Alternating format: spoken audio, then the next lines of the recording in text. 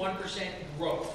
Or one thing. I walk around and we distribute these coins, commit to 1 coin. And the whole idea behind the commit to 1 is every day you should wake up and decide one thing you're going to do better. Personally, professionally, it doesn't matter. It's about taking the concept of the theory of continuous improvement and living it every single day. We can imagine growing a little bit each day. We can't imagine growing a lot each day. And when you look at things like the British cycling team, if anybody ever follows the Tour de France, the British cycling team, for a long time, never ever won anything, right? They get a brand new coach back in 2000, I forget the dates now, but it was in 2000 something. And he actually pulled the cyclists together, these athletes, and he pulled them in a room, and his speech was something like this: "You suck." That was the speech. He said, and the reason why you suck is not that you're not good athletes.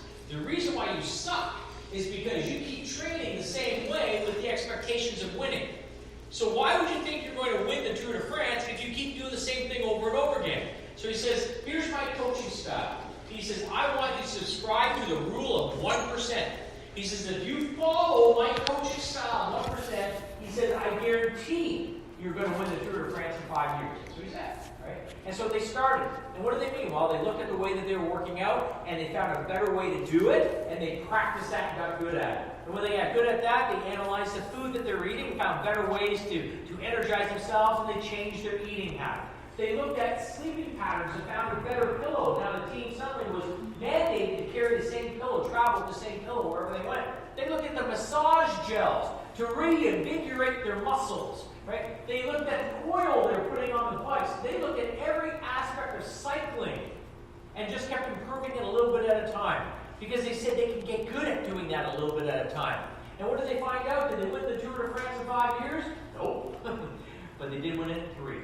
And not only did they win the Tour de France in 3 years, that same team went on to the Olympics and won over 80% of the gold medals in cycling, and then repeated their win at the Tour de France the next time around. Because they followed a very simple concept of continuous improvement. Followed a simple concept of just one thing. Get one thing off your plate. Do one thing better. Improve by 1%. Master it, and then just do it again. What I like about that is very simple if you like investing. If that shoe in the middle line right there going across, I know that if we don't do anything and we expect to be able to sustain where we are right now, you and I both know that will not work. That the world is changing around us. I know that if I start investing in myself today, just like money, if I put money away today in an investment account, I am not going to see the change tomorrow. I may not see the change next week. I probably not going to see the change next month, but I really want to see the change. And that's called compounding interest. The more that I invest in myself, the more I will really go from ordinary to extraordinary. The more that I start bringing awesomeness around to what we know we're all capable of. Marianne Williamson told us that let our own light shine. We're not going to let our light shine until we make the decision that we're not average, that we're above average, we're super average, wherever you want to call it. We have to separate. That's compounding interest. But if I do nothing, then this red line kicks in, and that's something called diminishing returns. Okay? So therefore, if I don't invest in myself, if we don't invest in our team, if we don't invest in our organization, if we don't invest in our community, then why would we think we're going to be where we are today next year? We're going to lose ground. It's always about learning how to grow. And people always say, well, what is one? What really is one? Well, when you look at it, a kettle, water boils at 212 degrees, but it's really only hot at 211. But the difference between 1 degree is the steam engine. It's power. Right? So don't ever underestimate the power of one. Chris Hadfield, if you've ever had a chance to listen to him, you haven't, please go listen to him talk or get his book. Right? When he commanded the space station, the International Space Station, that he had was known for having one of the most successful missions between the Russians and the Canadians. Right? And it went down in history as not fighting. It was just very productive, very healthy, very functional. Everything was really great.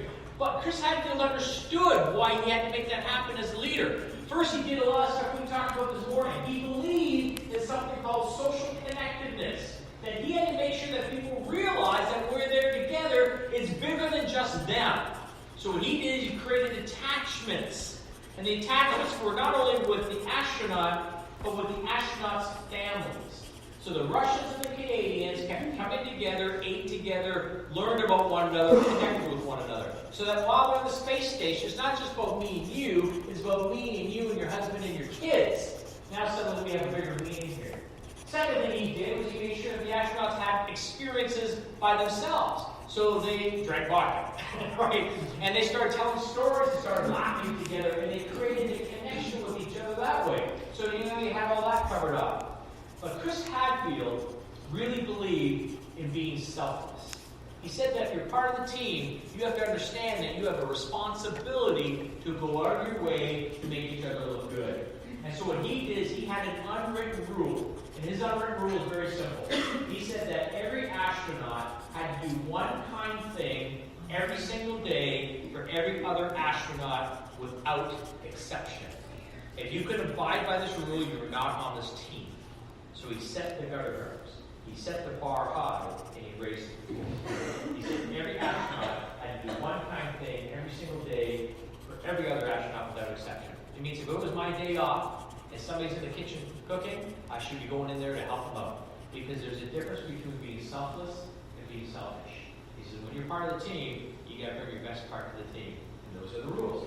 And so Jim Rohn always said the same thing. He talked about the fact that success itself is simply just a few disciplines that we practice every single day. It's one thing over and over and over again. It just has to be little stuff. But when we fail, it's because we made an error in judgment, but we kept repeating that error in judgment over and over again. And most of the time, it's never anything huge. It's something small that has now been created as a habit of ours. We talk about building kick-ass organizations. We talked about the fact today that we have to bring engagement. We have to fight that zombie apocalypse. We've got to bring our best self to work. Right? We look at the fact that it's about finding that mojo and talking about the why and getting people involved in why we do what we do. Anybody can do the what, but not everybody's engaged in the why.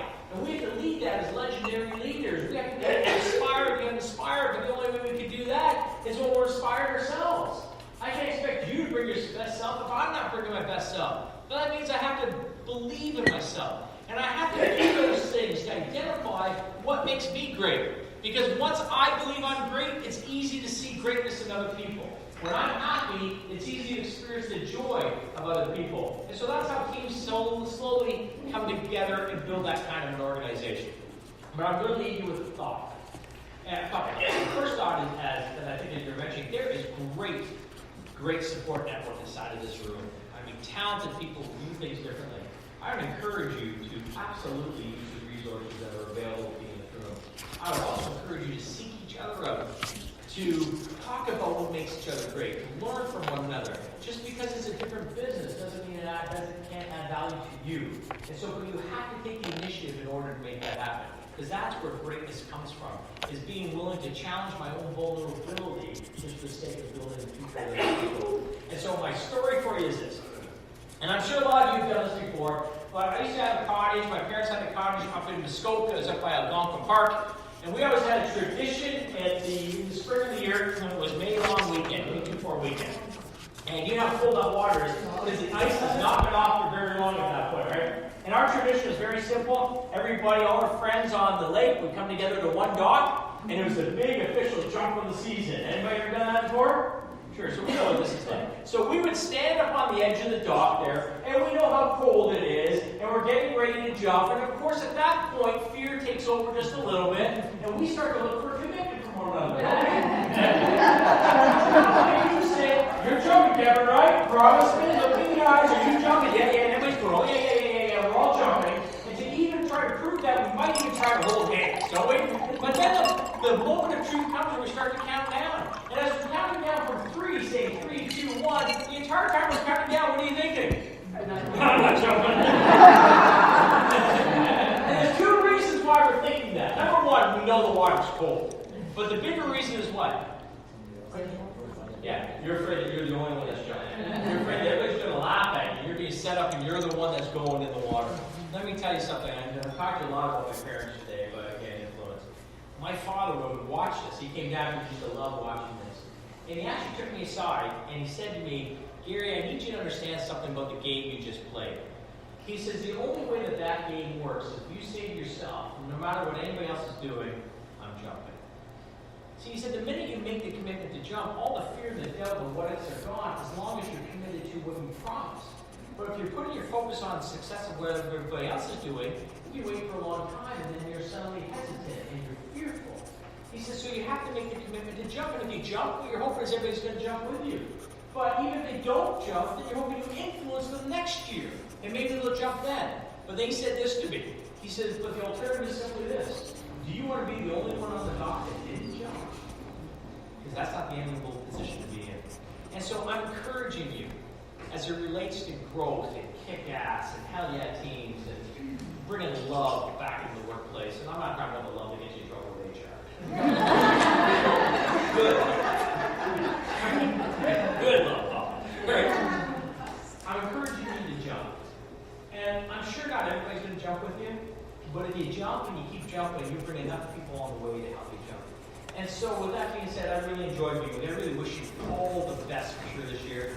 If you want, we do have, it's included in there. It's an easy, it's not a thing that we sell to you, or sell to you throughout. But if you want just positive stories set your way every week, get on, book on, and we can get your way. But I mean, the future's yours, Trevor. Remember, it's about changing the way we do things today. It starts with a self-awareness to do one thing, just one thing, commit to one thing differently.